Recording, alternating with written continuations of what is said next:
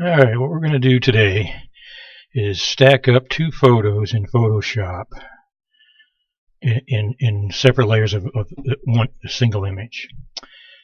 So if you know how to do that, if you know how to bring two photos, so select two photos, that's the beginning of course, but if you know how to bring two photos into Photoshop as separate layers, go ahead and use your favorite way of doing that. Otherwise, I'll show you one way that I do it, which is to go into Windows Explorer, find the folder that my images are in that I want to use. So I'm going to use two images. I'm going to use a sunset image and a great blue heron image, and I'll use the sunset as the main picture or the background. So I'm just going to grab that and drag it into my Photoshop window, and I'm going to let that load up. And then I'm going to go. I need a second layer, so I'm going to go back to Windows Explorer and grab the heron photo, click and drag that right on top of the photo that's already opened in Photoshop. And in my case, the second photo is a little smaller than the first one, so I'm just going to use the mouse to make that a little bit bigger so it fills the image, fills the other image, fills the window, however you want to call that anyway, and then I'll hit the check mark to finish off with that.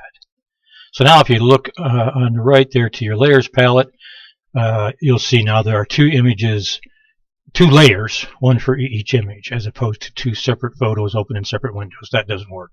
You need both images, both photos in the same image on separate layers. All right. So first thing we're going to do is make a selection, and you can do a hand-drawn shape if you want. If you're good at better at drawing than I am, or what I do is go up to the elliptical marquee tool in your toolbox. Go to the marquee tool in the toolbox. Select the elliptical. You could also select the rectangle if you wanted a rectangle, or cutout. If you play with this a couple of times, and depending on your image, you'll figure out what's best for that. So there we go. So now I'm going to drag and draw a selection, and maybe I'll make it a little bit of an oval, mostly a circle, but a little bit of an oval.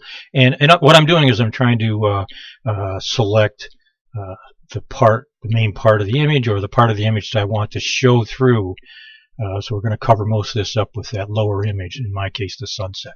So I'm going to let go of the mouse. Now you can see with the dotted lines that I've got this selection. And now I'm going to go back over to my layers palette, and down at the bottom there's what looks to me like a camera, and that's a layer mask icon. If I click that, it will add a layer mask to that top layer there.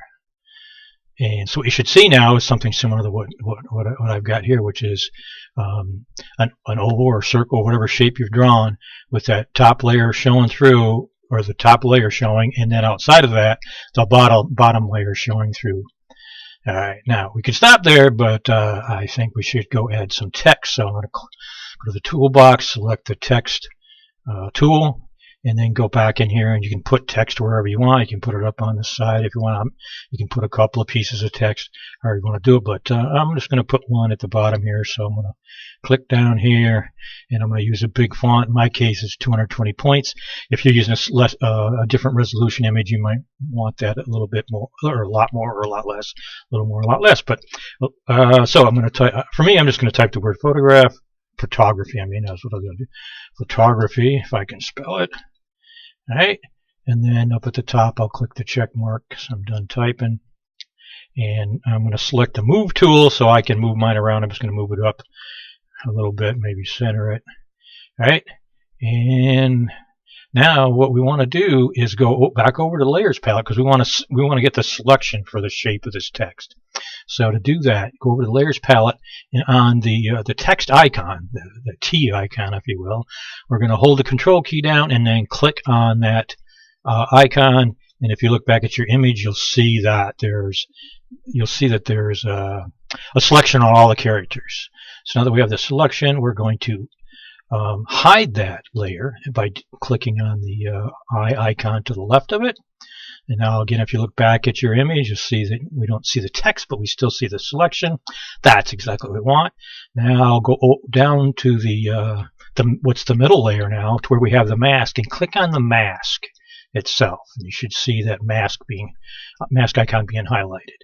And with that highlighted, you're going to hold the Control key and press the letter I, and that is going to invert anything that's inside our selection. And you should see now that the word photography has that top layer showing through, because we've masked off. Yes, because we've cleared the mask. There we go, to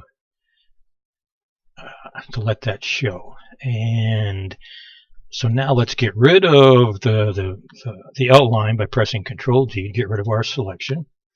All right, and let's see what's next. Oh, so again, you can stop there, but let's make it look a little fancier. And how we're going to do that is going down to the bottom of your layers palette to this FX icon, which is for adding layer effects. And you can do all kinds of stuff here. You can do drop shells and stuff. But what I'm going to do is bevel and emboss. And you can see the outline. You can see the outlines of our selections, or our mask.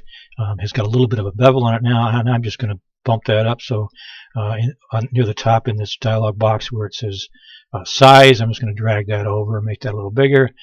And you don't need to copy and paste my numbers, because your image is going to look better or worse or different depending on your image and the numbers you use. And you want it to look the way you want it, what looks good to you, not necessarily just duplicate my look and feel. So I'll bump that up. I'm going to just increase the depth a little bit, and just for what I like. And it looks good to me, so I'm going to click OK. And there you have it. At this point, I would save it. So for me, I'm just going to press Control S. I'm saving it as a TIFF. If you're used to saving it as other formats, that's fine. After I save it as a TIFF, and I save it as a TIFF because that maintains my layers, so I can come back and edit this and tweak it later. But after I've done that, then in order to submit it to a competition or post it on Facebook or whatever, I then want to create a JPEG of it as well. So I'll do Control Shift S, and these things you can all do from the menu as well. I'll do Control Shift S, and I'll change the type to JPEG, of course, and then just save it again, and choose the quality I want, which affects the size, and say OK. That's it. We're done. Pick out a couple of photos, play around with shapes. Like I said, you can hand draw shapes if you want. Remember, if you have this mask selected, you can keep adding things. So, as an example, I can go to the lasso tool, and even though I'm not a good drawer, I could draw a selection over here, and I'll show you how bad of a drawer I am. Right? And as long as I have a selection and I've got this mask, I can do the Control I that we did earlier, and I can add another cutout, if you will, into the image. Now, that's not a good place for the cutout in this particular situation or example of photos, but you get the idea. You can keep adding on or changing that to your heart's content. All right, have fun.